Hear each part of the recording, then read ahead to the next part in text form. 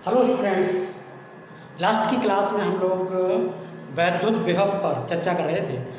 तो वैद्युत विभव में आपने वैद्युत विभव की डेफिनेशन क्या थी कि अगर एकांक आवेश को अनंत से वैद्युत क्षेत्र के भीतर किसी बिंदु पर लाएं तो लाने में जो कार्य करना पड़ेगा या जो कार्य प्राप्त होगा उसको उस बिंदु पर क्या कहोगे, वैद्युत विभव। ठीक है। तो अब देखिए, हम नेक्स्ट टॉपिक आज देख रहे हैं बिंदु आवेश के कारण। अगर हमारे पास एक बिंदु आवेश है, बिंदु आवेश जानते हो, बिंदु आवेश पर चर्चा पीछे भी की थी। बिंदु आवेश का मतलब आवेश का परिमाण कम हो। अगर आवेश का परिमाण कम हो तो उसे बिंदु आवेश मान सकते हैं। तो एक आवेश हमारे पास, उस आवेश के कारण, जैसे ये आवेश है, ये चार्ज है, चार्ज बॉडी है, इसके कारण हम इससे कुछ दूरी पर विभव पता करना चाह रहे हैं। ठीक है। तो वो दूरी का मान अगर आवेश के परिमाण की तुलना में ज़्यादा हो तब भी हम इसको क्या कह सकते हैं, बिंदु आवेश। ठीक है। तो हमारा टॉपिक क्या है, बिंदु आवेश के कारण हम किसी बिंदु पर विभव पता करेंगे। ये एक आवेश है, इस आवेश के कारण हम यहाँ पर या यहाँ पर या यहाँ पर क्या पता करेंगे, विभव। ठीक है। तो हम ये मान सकते हैं कि माना कोई बिंदु आवेश प्लस क्यू, एक बिंदु आवेश हमारे पास, वो कितना है, प्लस क्यू।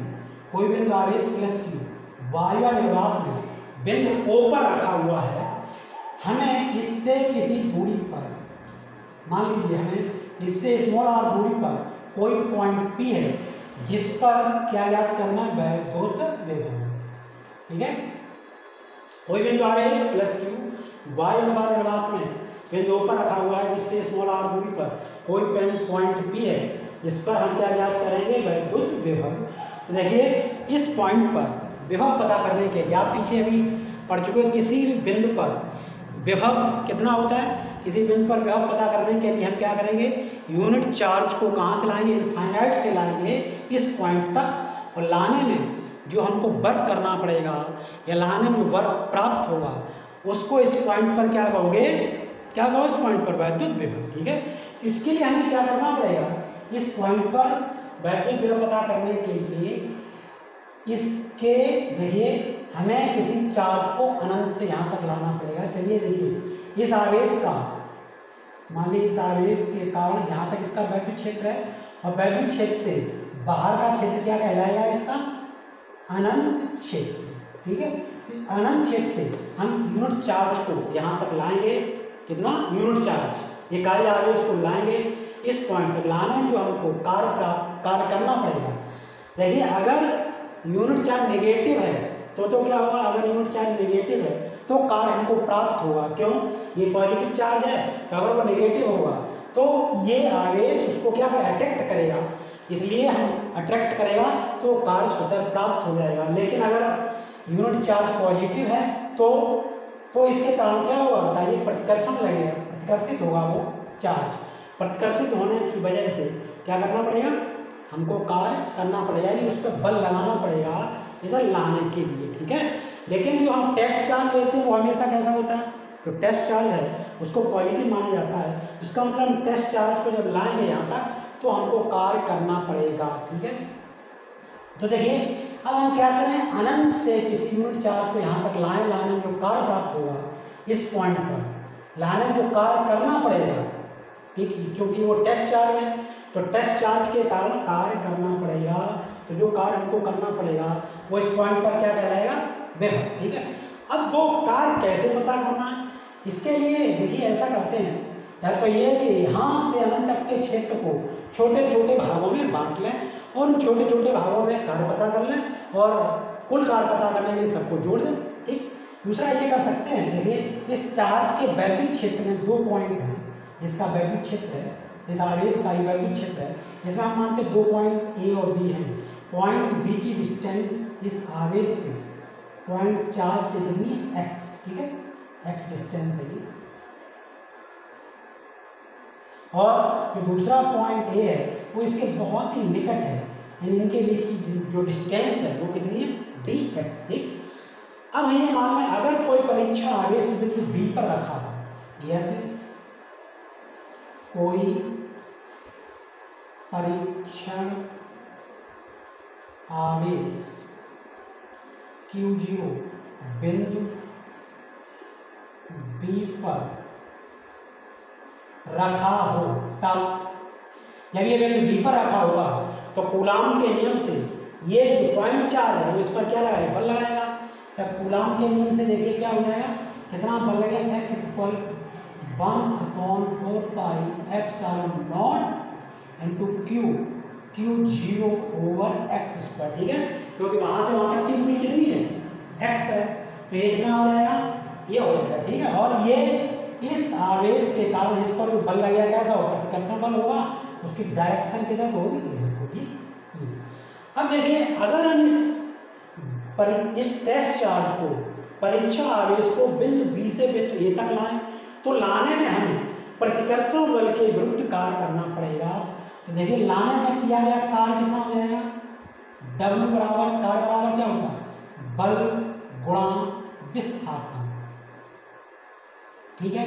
अब देखिए आप लाने में जो विस्थापन बहुत अल्प है तो कार्य भी अल्प होगा, इसलिए कार्य W का क्या हो जाएगा, dW हो जाएगा, बल F है और विस्थापन कितना है, dx है, लेकिन विस्थापन बल के अपोजिट डायरेक्शन में हो रहा है, बल किधर हो रहा है, इधर को, और विस्थापन किधर हो रहा है, इधर को, इसलिए यहाँ पर क्या साइन ले लेंगे, ठीक है।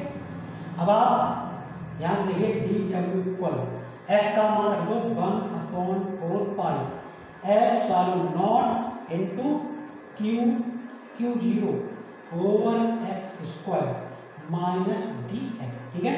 कि परीक्षा आवेश को आपने क्या लेना कि परीक्षण आवेश को बिंदु बी से बिंदु ए तक ले जाने में प्रतिकर्षण बल के विरुद्ध इतना कार्य करना पड़ेगा, ठीक है। ये हमने एक बहुत छोटे से भाग के लिए कार्य पता कर लिया।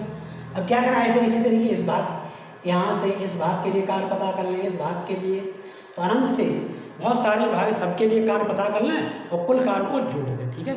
या सीधा सीधा ये जोड़ निकालना है तो किससे निकालना है, इसका क्या करना है, इंटीग्रल कर दें, ठीक है। तो देखिए परीक्षा आवेश को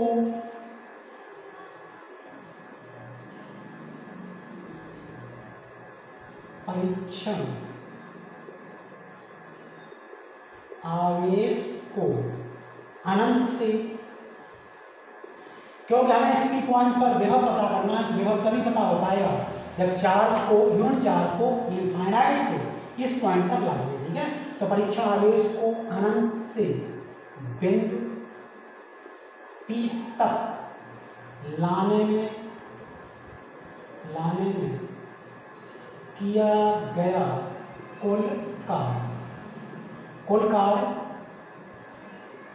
पता करने के लिए क्या करना है, इंटीग्रल करना है, integral dW equal integral 1/4 pi epsilon not into Q0 over x square और dx, और जो माइनस साइन है उसको हमने बाहर निकाल दिया, ठीक है। अब देखिए इसका इंटीग्रल करेंगे, उसकी एक लिमिट होगी कि हम उस चार्ज को कहाँ से कहाँ तक ले गए, अनंत से पॉइंट बी तक, कहाँ से ले गए, अनंत से ले गए, और कहाँ तक ले गए, पॉइंट बी तक ले गए।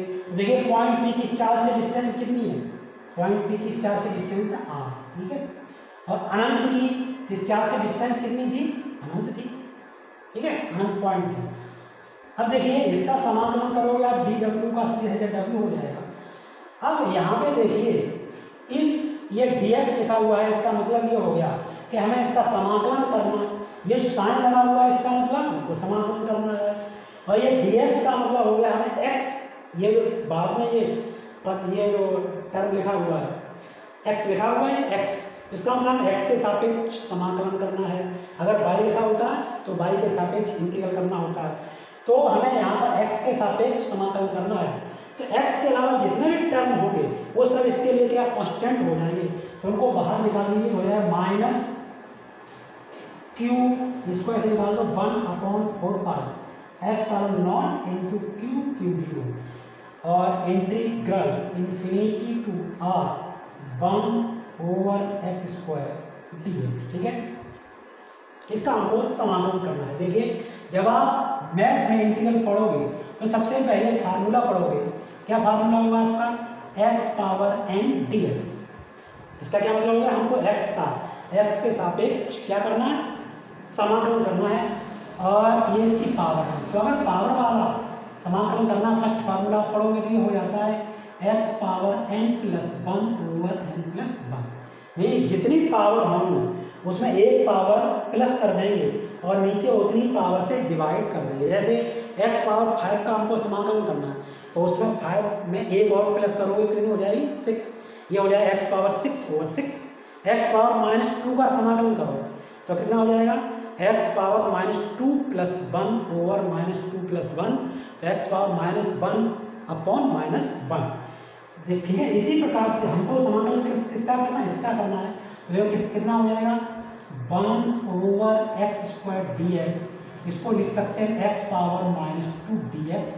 आप फार्मूला देखिए कितना हो जाएगा, ये हो जाएगा एक्स पावर -2 प्लस 1, एक पावर प्लस होगी, इतने से डिवाइड कर दो जो है -1 अपॉन एक्स। ठीक है, क्योंकि यहाँ से एक्स पावर -1 बचेगा, नीचे -1 बचेगा, तो एक्स पावर -1 को नीचे ले आएंगे। तो इस टर्म का समाकलन देखिए आपने अभी देखा कितना हो गया Q0, इसका समाकलन कितना हो गया -1 ओवर एक्स, और ये इसकी लिमिट हो गई। ठीक है, ये अब आप देखिए इसको और आगे देखिए, W इक्वल कितना हो जाएगा -1 over 4 pi epsilon not Q0। Minus चिन्ह को हम बाहर कर दें, इस माइनस चिन्ह को, तो माइनस माइनस क्या हो जाएगा प्लस हो जाएगा।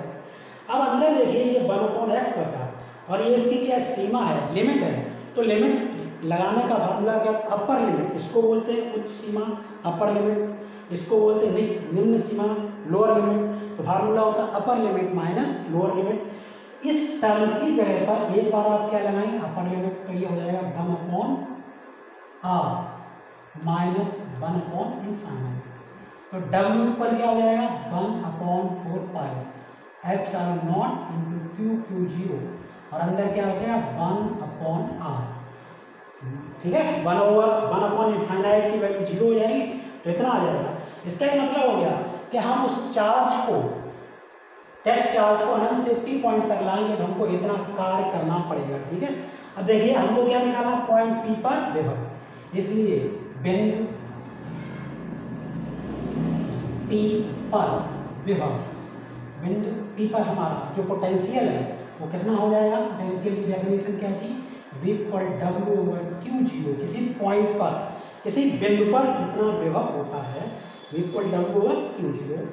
तो देखिए अब आप W की वैल्यू लगा तो क्या आ जाएगा 1/4 pi epsilon not into Q0 upon R into Q0। ये वाला Q0 से Q0 कैंसिल हो गया, तो V इक्वल कितना आ गया 1/4 pi epsilon not into Q over R। ठीक है, इतना बोल।